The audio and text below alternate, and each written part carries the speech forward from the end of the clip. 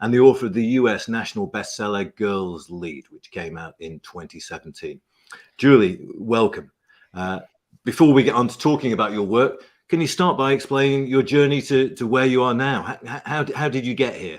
Absolutely. Well, thank you for the privilege and delight of being here today and getting to share this mission and this message for the next generation that we're impacting. It's interesting. I'm actually going to start because I'm focused in the youth space and the girls space with a story from my high school, and it's how I got started. It's my why. And I remember I was 14 years old. I had crippling anxiety. I had health issues. And so I felt like an outsider, like I didn't belong.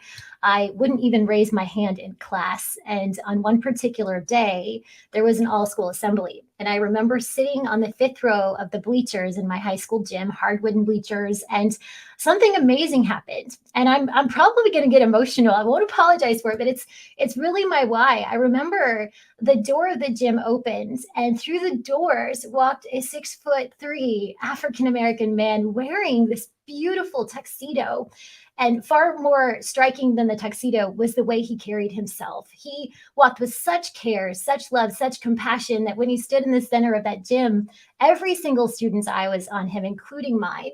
And as he stood there in that tuxedo, he said a phrase that I will always remember. He said, "I am wearing my best because you deserve the best.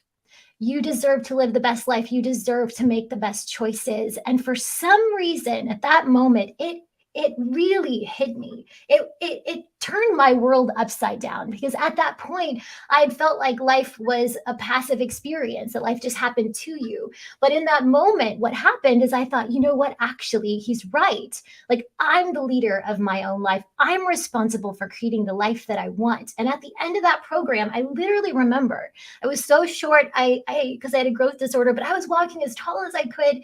And I left that gym and I looked back at that gentleman surrounded by all these kids. And I said, someday I want to be able to impact the lives of other kids the same way that one person impacted me.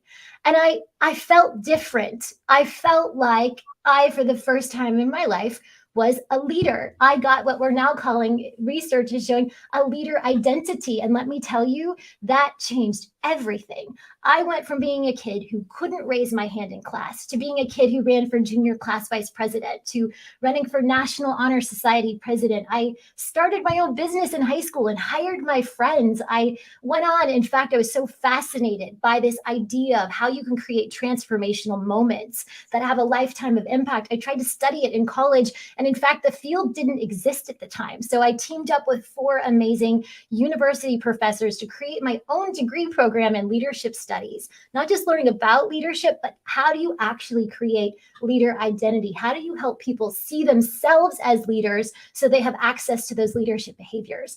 And that is what led me to being hired by the Pentagon at the age of 23, because of my unique background in applied neuroscience and leader development, to do leadership development for senior executives, doing innovative, cutting-edge approaches to leader development there. And by the way, I'm not saying all this to impress our listeners or even impress you guys. I'm saying this because that started with a transformational moment in identity, leader identity. And so that's why I'm so passionate about this work, because we know it takes a while to shift behaviors. But if we can shift mindsets, guess what? Those behaviors will automatically fall in line with that self-concept that person has. So when I was at the Pentagon doing this work, I was seeing the outcomes, and they were really extraordinary. And I kept thinking back to that little girl in my high school, myself, who couldn't even raise my hand in class. And I thought, what would happen if we take these world-class leadership development practices that we usually reserve for senior executives, and we actually take them and bring them into the high school day? That's how this mission was born. It's fascinating to hear you talk about that ignition point, almost it's easy to forget how influential one teacher, or as you say, one speaker, can be on an entire life. Particularly, there are certain ages, I think, where we are more susceptible and more open perhaps to that. I mean, you kind of, I remember moments from assemblies as well which made an impact, and bits of poetry that people spoke. So this ignition point, how did you, so where does that take you next? I mean, there you were working with, dare I say, adults. Yes. How did you take this into schools, and how do you move it on from the idea? Yes, so that was the key. How do we take, this theory or this idea and put it into practice? So it's been a 15-year journey. It has been one where, I told my family and friends I'm going to leave my job as a senior management consultant and go teach leadership to kids. And at the time, I had lots of questioning glances. And why are you doing this? You already have a great job. And I remember, again, that girl and just thinking about what would happen. And so I did leave my high-powered corporate job to do this work. And what I started doing is bringing these, what we call wise psychological interventions. And we can talk more about it. It's basically carefully constructed learning experiences that are shown to have impacts over a long period of time. Sometimes it's 3 months, sometimes it's 6 months, sometimes it's 2 to 3 years, or in my case, longer. It was a lifetime impact. So we found it very effective. So I became one of the top speakers in leadership for the youth space. And I was like, you know what, something's missing. This is an opportunity. Yes, it's going to have impact, but we need to do more. And I remember I was sitting next to Marshall Goldsmith. He's Thinkers50 Hall of Fame. And I was at a conference that my mentor invited me to, Carol Kaufman with the Institute of Coaching. And I was hearing Marshall talk about the impacts that he has on executives and coaching. And I asked Marshall, I said, Marshall, what are you doing to bring this world-class leadership coaching to impact the next generation? And I remember he looked at me and he almost got a little irritated. He's like, Julie, you were asking the wrong question. He said, what are you doing to bring this amazing experience of leadership coaching to impact the next generation? And so that was the next step in the evolution. I thought, you know what, wouldn't that be amazing? Not just to teach leadership development practices myself, but actually to equip and empower schools to certify teachers who are already natural coaches in leadership coaching practices and have them teach these amazing experiences and leader development practices in the classroom. So with Marshall's support, with Dr. Kaufman from the Institute of Coaching, with this amazing team of people came together to support this mission. Now, this is not about me. We say teamwork makes the dream work. We have Dr. Diane Ryan from former head of behavioral sciences and leader development at West Point. She's now at Tufts University. Harry Kramer, the #1 professor at Northwestern University in values-based leadership. I could go on and on. Benita Thompson, expert in collaborative leadership. Sunyan, who's contributed so much of her content and ideas from Duke and the work she's doing in the education space. So this powerhouse team came together to say, hey, how are we going to do this? And over 5 years of, oh my gosh, it's been a laborious but joy-filled process of pilot testing, of figuring out how do we actually bring it into the school day? How do we make sure it's not stuffed after school as an afterthought or crammed in homeroom? How do we actually make sure that leader development has the same level of respect and rigor and impact as any other class? And in fact, we hold it to a higher standard. We follow the Doerr Institute model for evidence-based leader development.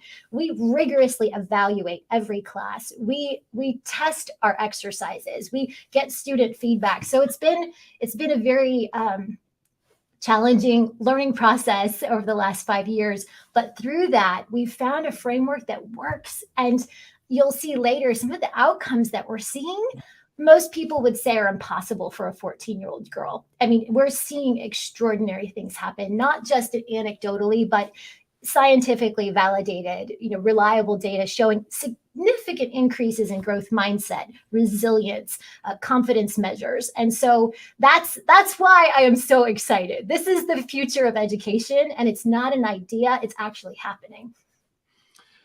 Thank you, everyone, for joining us. We've got people from Denmark, India, France, Belgium, Switzerland, the United States, and a few other countries. Please send in your questions at any time for Julie. And we should also, Julie mentioned the work of Marshall Goldsmith and his colleagues, San Ying, Aisha, Ruth, and we should salute their generosity as well and their commitment to the cause. But basically, as you were speaking, the way we think about leadership, we think about leadership as the preserve of adults. And that's fundamentally, it seems to me, what you're challenging. We're absolutely challenging that. I think that it is easy. We know adults need leadership development, leadership coaching. But what research actually tells us is that leader identity someone self-identifying as a leader happens in adolescence.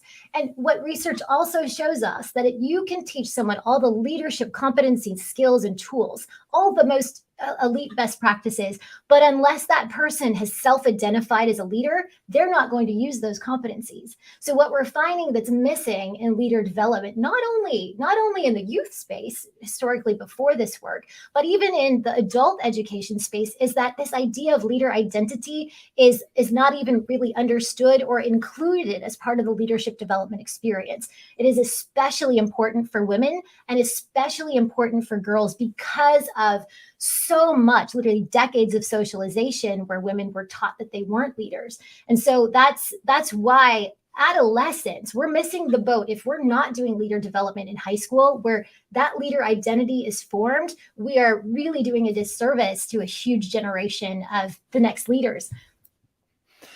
I'm absolutely fascinated by the concept of leadership identity, because I mean, Stuart and I have been writing about leadership for 25 years plus, and this is a relatively new concept to me in that language. It may be that we need to unpack it a little bit, but I also want to make sure we have time to really look at your work. Now we're going to see a video. We want to see this in some of this stuff in practice. Would you like to tell us what we're going to see in the video? Absolutely. So I think it's fun. It's one thing to talk about the theory and the practice, but it's another thing to see it in action. And so what we actually have is a beautiful video from St. Ursula Academy, which is a school that has the leadership program and is showing the power of not only leader development during the school day, but leader development taught by certified faculty in-school coaches that's within a framework where the whole school supports self-leadership development. And so I'm not going to say another word, because honestly, hearing these 14-year-old girls talk about their perspectives on leadership when you could be essentially looking at an adult who's running a corporation is pretty exciting. So you'll hear from Nicole Flores, who is the president. You also hear from Mary Warner, who's going to be joining us, who is actually Mary Warner is the president, Nicole Flores is the principal, and the students and the coaches themselves. So I can't wait for you and our audience to get to see a little glimpse into the power of leadership development in high school. Okay, let's take a look at that now. With the outcomes of the program, the girls' confidence is really increased with the freshmen who've taken the class.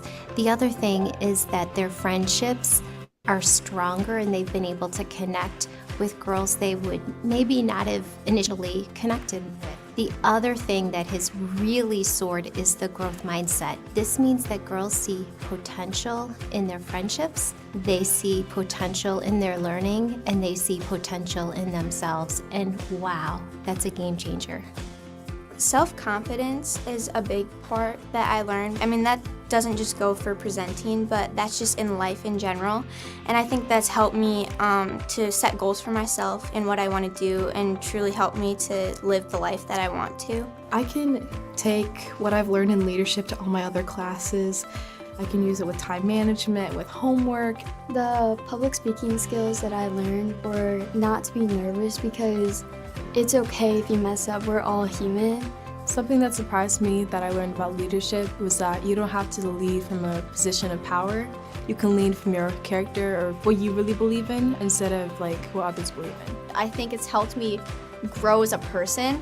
My confidence, not anymore, but it was really down there. Like, I didn't have very good self-confidence, but this class helped me realize that, like, my self-worth, and that I can do anything anyone else can do. So you just start with yourself first and focus on developing yourself and your own skills and abilities before you go on to help other people. I always thought, oh, I need to help people like right away, but if I don't know who I am first, I'm not going to be as successful with helping other people too. On my soccer team, I have been able to use my leadership skills. I used to be like really quiet on the field, and in soccer you're supposed to communicate, so I can definitely use the leadership skills to find my courage to talk. I learned to use my leadership skills by including everybody, but also speaking up. So when I had questions, not being afraid to go ask somebody older, because if I spoke my opinion and was confident about it, they would be respectful and confident back. Anyone can be a leader, even if I am in the back of a room. Just by being present and being active in the class, I can be a leader. You just have to have the positive mindset and the strive to be there and do it. Being a leader from the back of the room means that we can lead anywhere. You can be silent and be a leader. You can be upfront and be a leader. Anywhere you are, you're a leader in your own specific ways, and nobody can tell you that you can and can't be a leader. When people used to ask me what I wanted to be, I wasn't completely sure, but now I know that I want to be an entrepreneur, I want to be a CEO, I want to be a businesswoman, and I just want to live a happy, fulfilled lifetime. I'd really like to be in the sciences, engineering. I love space. I'd love to work at NASA. That's one of my biggest goals in life. They started out quiet, and as the weeks went on, the relationships built between all of us in the room, you can see the girls really start to be able to just be themselves and be open to who they are. That's the most powerful thing about the program, is that you are shifting a mindset. You're shifting a vision. You're saying, I don't have to look this way or speak this way or have this background. I can lead from where I'm at, from a point of view of my character and what I value.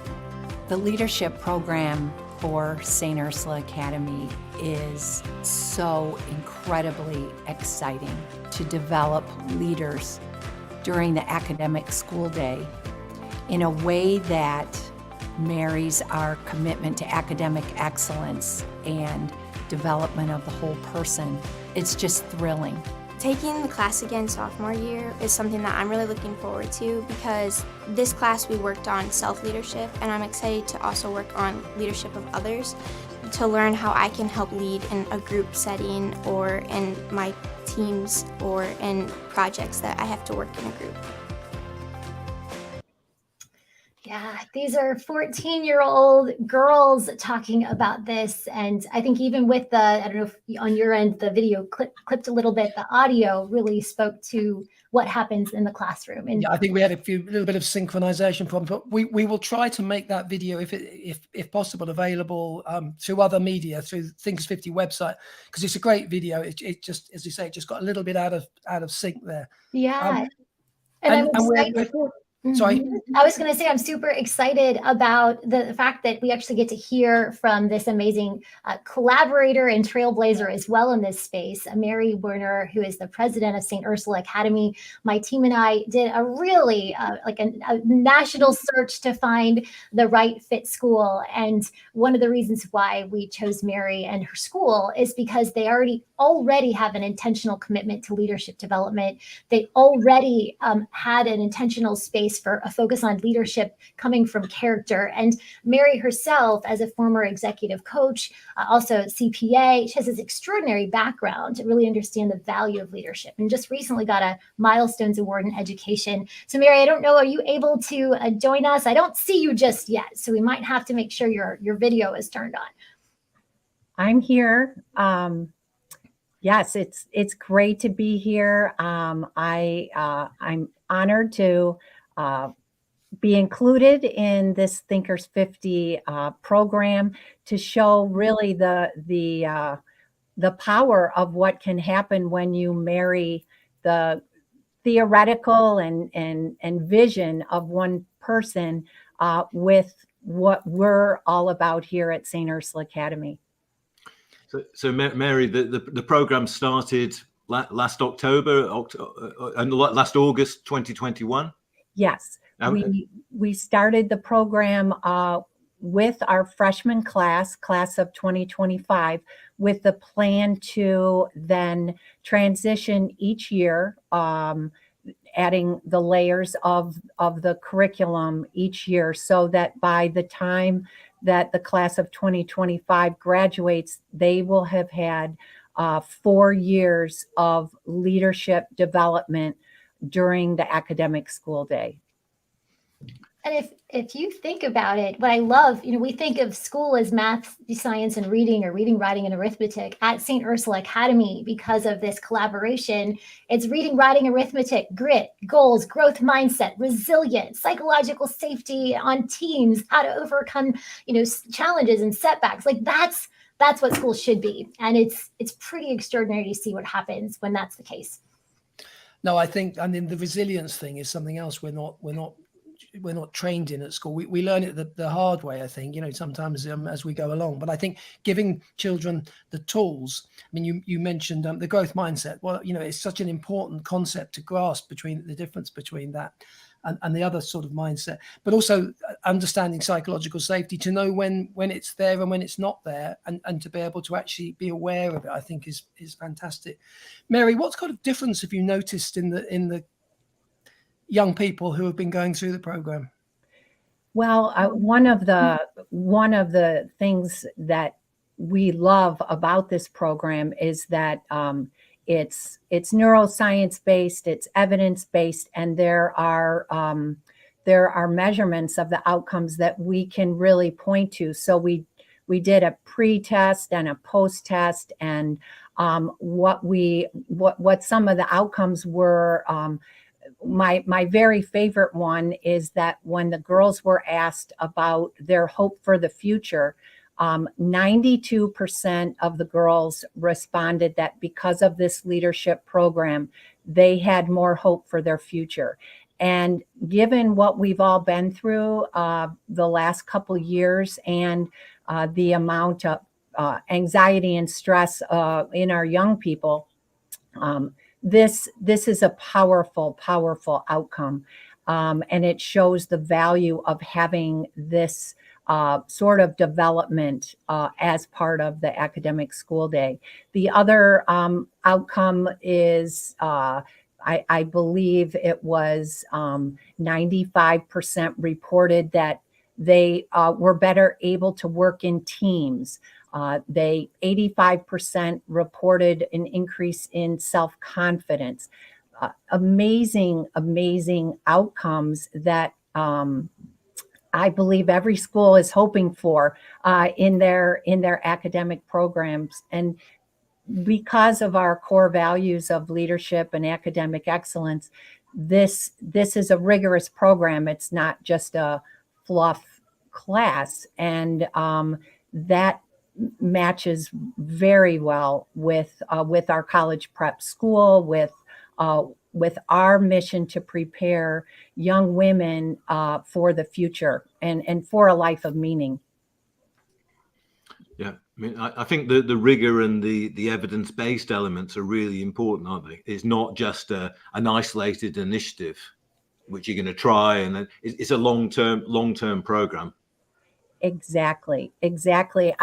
I shared with Julie when she was asking about my background. I'm a CPA by training. I spent many years in the profession before I left for the world of coaching and then education. So the fact that it was evidence-based, outcomes measured, neuroscience focused were all areas, and of course advised by a team of the world's best leadership development experts. I knew that we were onto something very, very special, and our board knew it too, and we fully embraced the opportunity. We have one or two questions coming in. Aisha actually asks, what's a good age for starting on your program? And perhaps that's one for Julie to answer, because I mean, can you start people on this stuff too young? Obviously 14 seems a sensible place, but what's your view on that? Yeah, so, and Mary, feel free to jump in as well. One of the things we really, again, did a lot of research on where are those foundational pivot points in a young person's development. And what research shows us is right around the age when they enter, for in the US, it's called 9th grade, that freshman year. That's a transitional pivot point.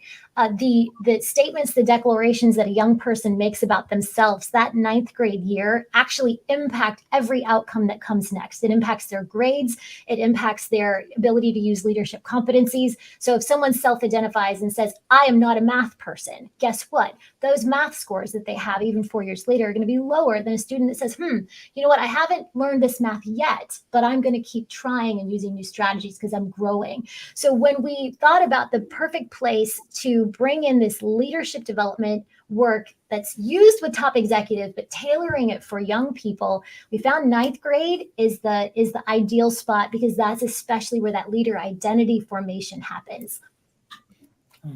Fascinating. Mm-hmm. What about your own leap, Mary, from CPA and a coach into the world of education?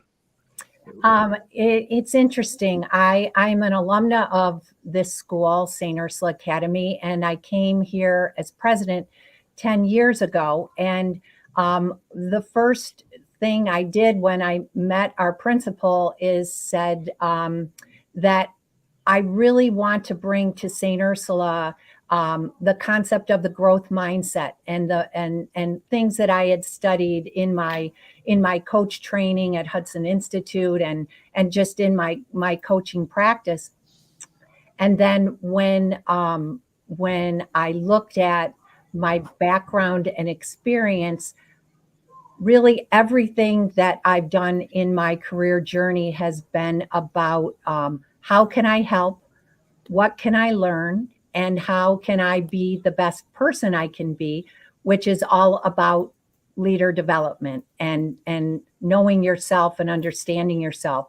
So I was a partner in a CPA firm. I did that before I jumped into coaching, and so I would say all my experiences to this point in my career have led us and really led St. Ursula to this point. And what I would say to other administrators or leaders of secondary schools, that having a vision of leadership that's aligned with the concept that every girl, no matter who they are, how outgoing they are, how shy they are, is a leader, that forms your leader identity right from the start. And for a successful program, I believe that an institution has to have that fundamental belief. That's a long answer to a short question, but I've probably taken a different path than a lot of people, but whatever path it is the right path for me. Mary, there's a question come in from Frank Karlberg in Switzerland about what parents can do to help their child develop confidence. But I think there's another question I'd like to ask about parents. How have the parents of the children responded? Because it must be quite strange. I mean, I imagine if my daughter came home and started talking about growth mindsets and leadership and psychological safety, I'd be a bit thrown because I'm not sure I could join in the debate. But so what's been the response of parents, Mary? I believe I would sum it up is they are thrilled because it's important to learn math and science and English and all the academic subjects, but across the board from an inclusionary standpoint, every girl needs to have a foundation of leadership that will take them to whatever career they choose throughout their life. And so the parents are very excited to see where this takes them. The anecdotal conversations I've had with parents and grandparents of their girls who were freshmen and went through the program is they were not sure at the beginning because of course we're groundbreaking here, but the impacts they've witnessed firsthand in their daughters and granddaughters. And go ahead, Stuart. Or sorry, Jess. You're gonna add something. Oh, I was just gonna add that one of the reasons why this works is I like to say, rather than word redefine, we've reclaimed what leadership really is. We've reclaimed this definition that leadership doesn't mean you have to lead from a title or position of power, that leadership is leading from who you really are in service to something bigger than yourself. And guess what? A 70-year-old CEO can do that, and so can a 14-year-old young woman who is shy, who doesn't know who she is. So that's part of the beauty of this. And I think my favorite quote, Mary, we talked about it. One girl said, I realized that sometimes the loudest leader in the room can be the quietest person. Mm-hmm. That's great. I've noticed we're joined by Fons Trompenaar, one of our Hall of Famers. It's always good to have Fons on board. Another good friend to Thinkers50, Erica Lucas, has a question. I think this one's for you, Julie. And I think I know where Erica's coming from. And this almost brings together, I think, the psychological safety thing, which obviously we need to bring into the workplace and is long overdue, and what you're doing. Because if we push people, if we give them the leadership identity, and then they land in a workplace where they're not psychologically safe, potentially there's danger there. Erica asks, she says, fantastic and inspiring program. Do you think there is a danger that young people who have had this type of development could have their confidence crushed when they get into the workplace, where although progress is being made, as we just alluded to, in some organizations, there's still a way to go. I mean, a long way to go. Absolutely. And that is such an important question. And that's one of the reasons why the program is designed the way that it is. So we leverage the best of positive psychology, the best of coaching, and we make the idea of resilience, the idea of how do you deal with struggle? How do you overcome adversity? And also knowing that this isn't about fixing girls. This is about empowering them, almost giving them a shield that helps to inoculate or protect against some of those really strong risk factors that happen in the corporate space. This isn't going to fix the world issue. It's one way to support girls in going out into what can be a very toxic workplace and helping them to speak up, to be heard, or to leave that space if it's not the right fit for them, if that's possible. So it's not about fixing girls, it's about equipping them, giving almost that shield of protection that allows them to go into those spaces, to use those resilience skills, use those skills of speaking up and being heard, knowing that their worth isn't dependent on the outcome of that job, that they're inherently worthy. And if they're not being respected in that space,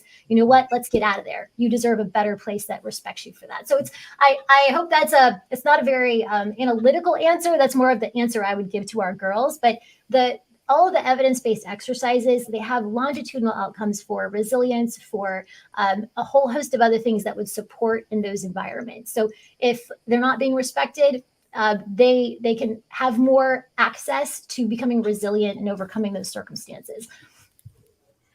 Mary, I know you've not got much time because you've got a school to run and children to teach about growth mindsets. So where does this go next from your point of view? So we are ready to go for our sophomores, our rising freshmen who will be sophomores. Will take the next level of this program, that is the neuroscience of self-confidence, and really expanding on what they learned in year one. And then our new crop of freshmen who will come in will begin with leadership, with the foundations of self-leadership, which is the first year class. We will also be certifying likely 4 more coaches, our faculty or staff who have interest. This is also integral to the program, as our first year coaches were phenomenal.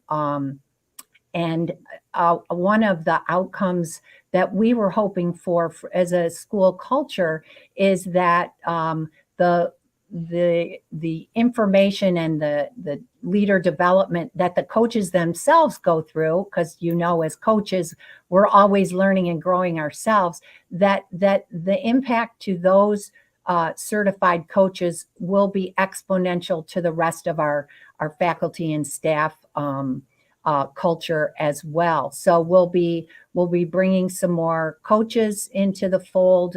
There's a massive teacher shortage in the United States, so we're hoping that this program will attract great faculty members who want to teach not only math, but we have a cross-disciplinary group. One of our coaches is math, one is foreign language, another is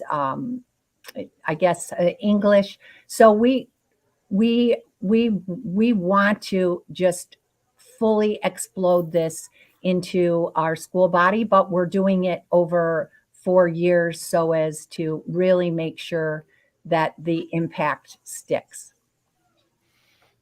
Fantastic. Christina Smith observes, we need to be able to teach that failure is growth and not an obstacle. Yes. I mean, back to the growth mindset. And of course, the other mindset is the fixed mindset, which I temporarily couldn't quite place just a few minutes ago.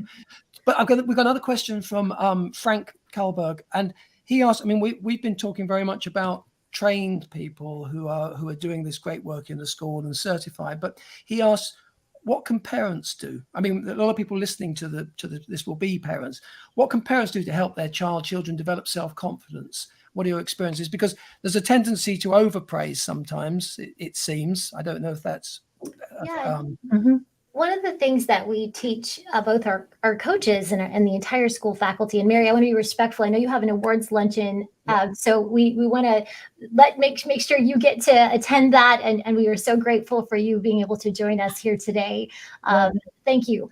And I just want to thank you for the opportunity and thank Julie for her work in trailblazing in this space. And for me and my background to meet someone like Julie and to bring this work into our school is it's a thrill and a dream come true, and it will change our girls' lives, I know, and that's an exponential impact on the world. So thank you for having me, and thank you for spotlighting Julie and her great work.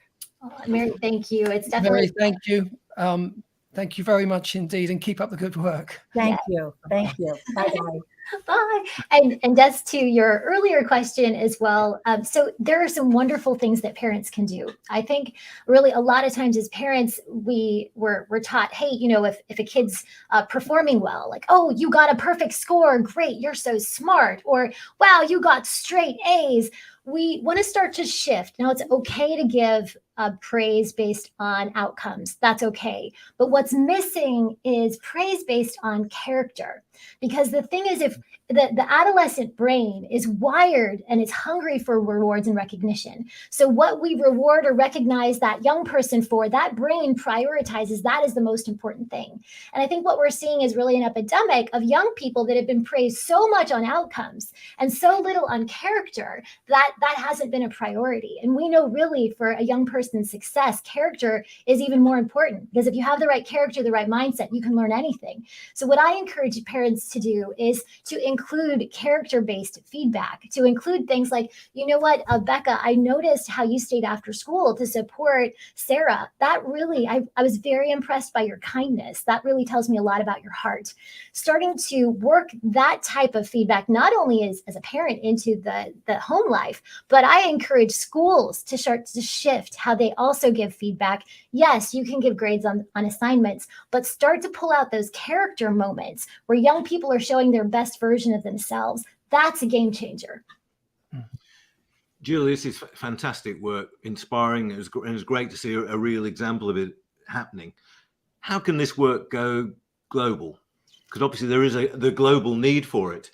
Thank you for asking that. That's the ultimate mission. And what we find is there needs to be a fundamental shift in how we see education. We need to stop looking at education as merely an academic institution teaching academic subjects and expand the role of academia to include leadership, self-leadership, social emotional development, and not as an afterthought. It has to be a core part of the academic school day. That's the biggest differentiator. When we were doing our pilots and it was reserved for 20 minutes once every 2 weeks or an after school experience, the outcomes were so small compared to having 80 minutes, 5 days a week for a 9-week class set aside for this type of learning. It's why we're seeing the transformational impact. So schools need to, just like students go to their math and their science class, students need the space to go to their evidence-based applied neuroscience leadership class. And we need to make sure that the faculty is on board integrating character-based feedback. So it's not just a program, it's not just a curriculum, it's a mindset shift on the educational level. And we hope Thinkers50, if we can do anything to be supportive or helpful, then we'll continue this conversation. And I'm sure a lot of the people who are tuning in will want to be supportive and helpful as well. But can I just say one word? Boys, boys need this too. They do, 100%. And actually the ultimate goal is that this will be made available and accessible to all young people. What we found is because education is so mired in tradition, because things are so geared toward test-taking scores, that when we were looking at, supporting schools with this type of development, we found the most receptivity in girls' schools. And why that was is I think because a lot of girls' schools see the crippling anxiety that our girls have, the crippling perfectionism I guess the challenges seem more visible. So our girls' school community was very open and excited and receptive to this idea, more so than traditional like co-ed education. So we're focusing on girls because that is where leadership and confidence gaps arise for young women in adolescence. But as we vet this and grow this and continue to have these amazing outcomes, the ultimate goal is to make this available for all young people. How can people find out more, Julie? What if you're a teacher and you're inspired and want to bring this to your school, or you're a parent, Yes. or a 14-year-old girl? Absolutely. So I think that there's a lot of great new and emerging books and resources. You know, the VIA Institute on Character is incredible. I mean, really, I tell people that if you really want to support your young person in being a better leader, work on yourselves, because we find that mirror neurons and more is caught than taught. So from a broader perspective, the more we work on ourselves, the better. From a school development perspective, we have the Institute for Leadership Development for Young Women. That's a great resource to learn more about what we're doing with this idea of leadership school. The St. Ursula Academy. Girls Lead Worldwide is my company. But I would say at a whole, because we're still emerging in this space, like stay tuned. There's going to be a lot more information about how do you actually bring evidence-based leader development to the school day as we continue to expand this mission. But anything related to brain-based learning, social emotional learning, we just got to start expanding what education can be. I know you're going to have your hands full for a while with this big global mission of yours, but have you got anything else? Are you working on another book? What are you cooking up? You know, it's so interesting because I've had, you know, I speak on like the neuroscience of confidence, and I've done a lot of great work, as you know, in the corporate space, but also in the youth space. I am so passionate about this mission that the transformations I've seen in these students is one of the most rewarding things I've ever been a part of in my life. And I know this is my purpose. So I literally cleared my calendar. This is my mission and this is what I'm doing. And I could do many other things, but I try to practice what we preach. Like when you find your purpose, you know, live it to the fullest. So that's what I'm blessed to do with the support of so many at Thinkers50, with Marshall Goldsmith and the 100 coaches and amazing leaders like Mary in the school system. So I say, watch out, world. Like with a powerhouse team like this, I think we can change education. I hope you're right. The iShay suggests a Thinkers50 Young Leader Award for high school students. I love that. Let's talk about it. Let's make it happen. Make that happen. Give it to the girl at the back of the classroom. She can be a great leader. You can lead from the front of the room, the back of the room, or walking alongside someone who needs help. So that's real leadership in action. Okay, we're starting to run short of time, but I have to say it is so wonderful to meet someone and see someone who has actually found their purpose and is living it, because you don't see that every day, and it's a great honor to have you on. But if a final word, a final kind of call to action, what would you like everybody listening to this? I mean, people are going to go out and look on websites, they're going to read books and stuff. What can they do tomorrow to make a difference and to help support this mission of yours? Thank you for asking. I would say start talking. It starts with dialogue and conversation. I would say if you're a parent or you're a teacher, start the dialogue of conversation about what can education be. If we really are trying to prepare our young people for thriving, for a full, bright future, what does school need to look like in order to help support that to happen? It has been such an effort to get this far. I think if we start to have more of those conversations, more schools, education system will start to really shift things. But we got to shift the mindset first. So creating those conversations, I would say, is the biggest call to action. iShay says she was the girl at the back of the classroom who learned to go on stage. And she's an amazing leader. I love iShay. She actually, one of her exercises is in our curriculum by her awesome permission. So we definitely have a dream team here. Julie, unfortunately, we're out of time, so I would recommend that people follow up with the various websites and books Julie mentioned. Julie will be back, no doubt, in sometime in the future, and hopefully with Mary to report on progress as these programs travel throughout the world, hopefully. Next week, we're going to be joined by David Liddell talking about transformation. So thank you very much, Julie, and thank you very much, everyone, for joining us today. Awesome. And Stuart and Des, thank you for founding Thinkers50 and trailblazing the ideas space and changing the world. So it's an awesome honor to be here. Thank you.